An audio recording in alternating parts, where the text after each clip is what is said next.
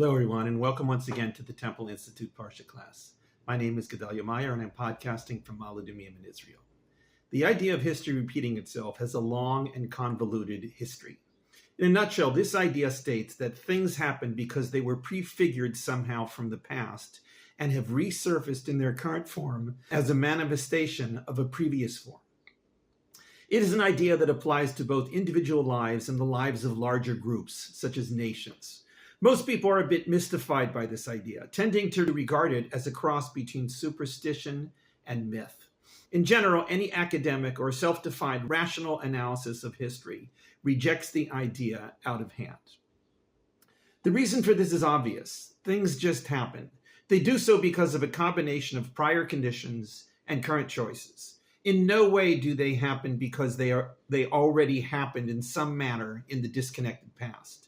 This would be tantamount to saying that a person acts a certain way because they acted that way in the past and are now simply reliving that experience. Those who reject this idea tend to feel that it is so absurd that it does not deserve the courtesy of a reputation.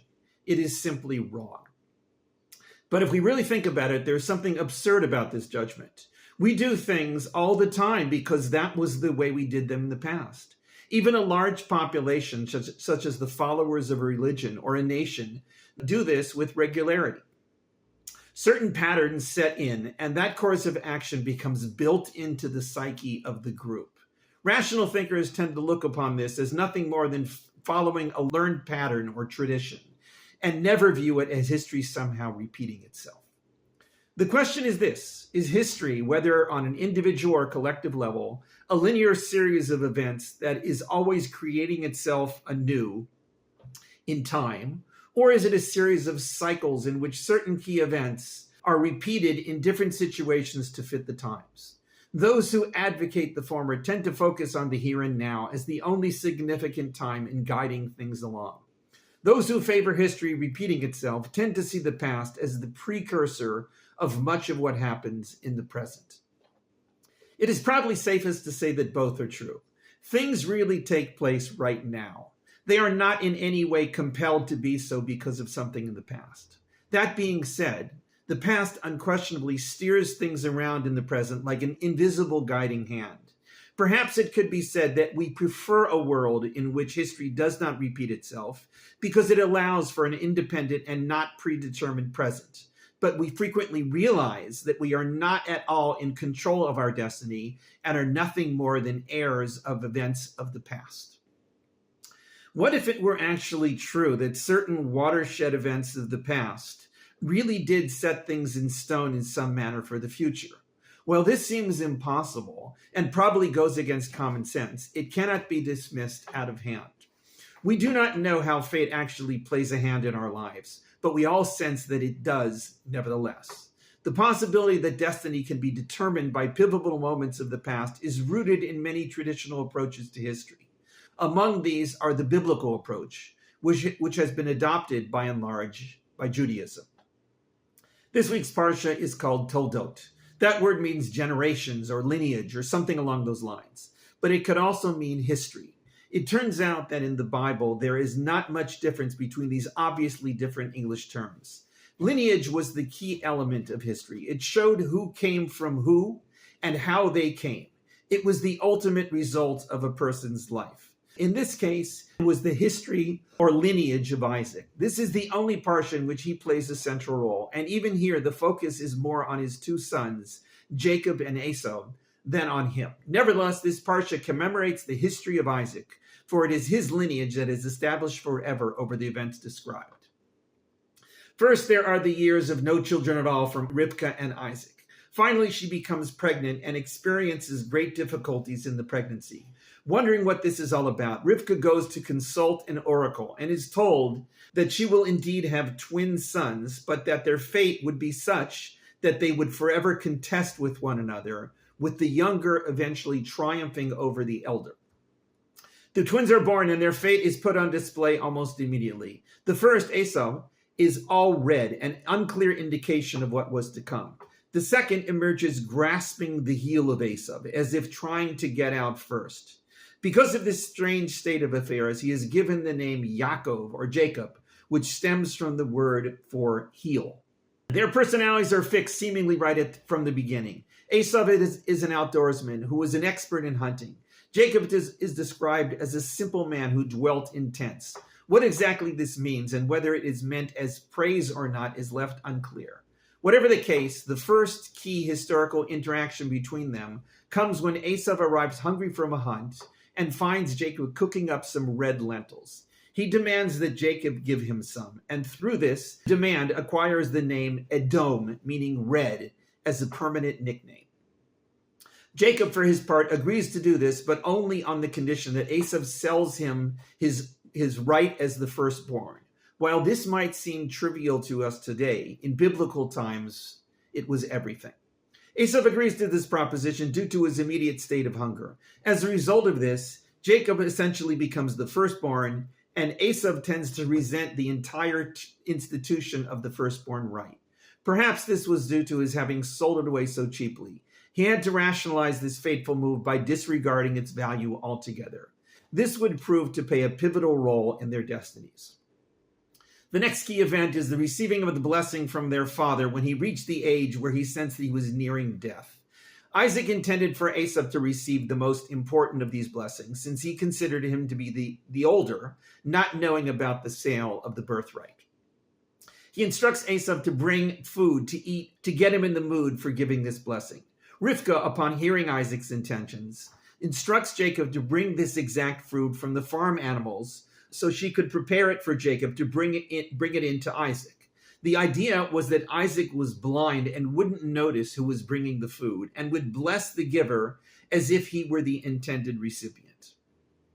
As crazy as the plan sounds, it ended up working. Isaac, after some initial suspicion over who this really was, ends up eating the food and bringing himself into a state of blessing Jacob. Everything goes as planned, and Isaac blesses Jacob with his destiny. Quote, "God will give to you from the dew of the heavens and from the oils of the earth, along with much grain and wine. You shall be served by peoples, and nations will bow down to you. You will be greater than your brother, and the children of your mother will bow to you. Those who curse you will be cursed, and those who bless you will be blessed." Immediately after this, Jacob leaves and Esau enters, expecting to receive this very blessing. Instead, Isaac tells him that he has already blessed his brother and that he shall indeed be the recipient of that blessing. Esau, in a moment of rare emotion, senses that he has once again been tricked by his brother into relinquishing something that he should have valued more, and cries to his father for at least a blessing of his own. Isaac tells him, quote, "You will dwell among the oils of the earth and the dews of the heaven above. You will live by your sword, but will serve your brother. When you break, you will remove the yoke of your brother from upon your neck." With these blessings, their fates are sealed. The rest of the parsha tells of Esau's resentment over losing the primary blessing and of his decision to kill his brother over what had happened. As a result of this, Rivka convinces Isaac to command Jacob to flee to her family back in Mesopotamia until Esau's anger and his murderous plans are somehow abated. The parsha ends with Isaac confirming the primary blessing upon Jacob and sending him off to the east. From this point on, Esau becomes identified with the southern nation of Edom, which seems to have been named after the nickname he was given when he sold his birthright. This nation was forever destined to be in the shadow of the Israelites, sometimes rebelling, sometimes allied, and eventually being absorbed into Israel in late biblical times. In Jewish tradition, the key to understanding the destinies of Jacob and Esau, or Israel and Edom, lies in that word break, in that secondary blessing Esau received. What does it mean, quote, "When you break, you will remove his yoke from your neck"? Some interpret it as when you break from the suffering that he imposes upon you. However, it can also be interpreted as when you break off or rebel. Either interpretation imposes limits on how long Jacob's domination of Esau could last. This was always seen as the crucial determining factor in their ultimate relationship. Edom, for better or worse, has come to represent the forces and human impulses in the world that are anti-Jewish. In other words, antisemitism. This tendency has been there as long as Jews have been there. It goes back well over 2,000 years. There is no great explanation as to why it should always be so strong and so influential. It seems to defy intuition. It is what drove the offshoots of Judaism, the monotheistic religions of Islam and Christianity, to oppress the Jews for so long. It drove the Nazis into the all-encompassing madness of the Holocaust. It is what drives the current obsession with Jew hatred around the world and the crazy insistence that Israel abide by rules of war that no other nation is forced to obey. It could be said that it is all rooted in this blessing. The Jewish people will have the wherewithal to live as they wish and to exercise power in a manner seemingly beyond their reach, as long as those other forces are kept at bay. But when that is broken for whatever reason, things are set in motion that go beyond any rational course of history. All hell breaks loose, and there's no telling what will happen. However, these forces are not some new impulse in the world. They are the same old thing rearing its head, attempting to break off that yoke. Antisemitism is the classic example of history repeating itself. It reappears with disturbing regularity, seemingly obeying a power beyond its own control. It seems to be built into the nature of humanity and can only be defeated by a significant portion of humanity overcoming its historical destiny. How this will play out and what role the Jews will have in its outcome is something hidden in the future. But perhaps at some point we will see the destiny played out that those who curse you will be cursed and those who bless you will be blessed. Shabbat Shalom.